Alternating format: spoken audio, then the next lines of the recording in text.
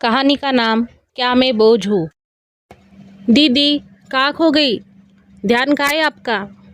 आप गैस के सामने खड़ी हो और दूध उफन कर नीचे गिर रहा है, लेकिन आपका ख्याल ही नहीं है। हाँ जब छोटी बहन अनीता ने मुझे कहा तो मेरी तंद्रा टूटी। मैंने जल्दी से गैस बंद की और गैस साफ करते करते ही कहा, कुछ नहीं, बस ऐसे ही।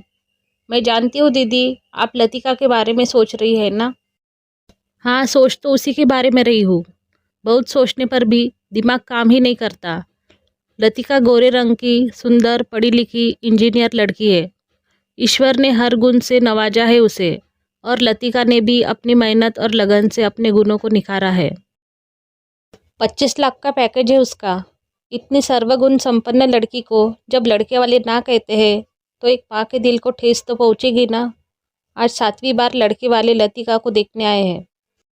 उनके चेहरे से तो लग ही रहा था कि उनकी हाँ ही होंगी, लेकिन जब उन्होंने कहा कि घर जाकर जवाब देते हैं तो न जाने क्यों मन में शंका कुशंकाएं आ रही है। दीदी आइए हम हॉल में बैठकर बातें करते हैं।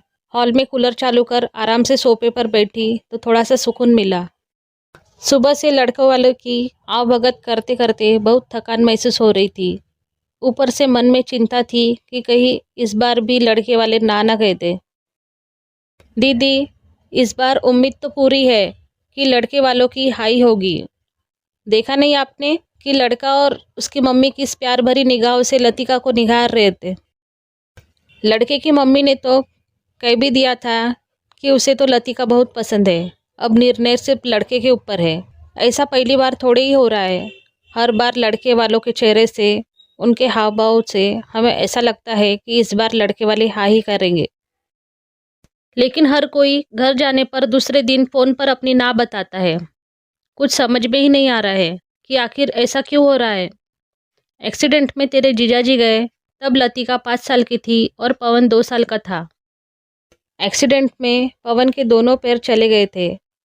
तब से आज तक पवन के सभी काम मैं और लतिका मिलजुल कर करते हैं। किसी तरह सिलाई कढ़ाई करके मैंने लतिका को पढ़ाया था। कभी कभी मन में आता है कि आखिर कब तक ईश्वर मेरी सहन शक्ति की परीक्षा लेंगे। तेरे जीजाजी के जाने के बाद पूरे 20 साल से घर गृहस्थी का बोझ उठा रही हूँ।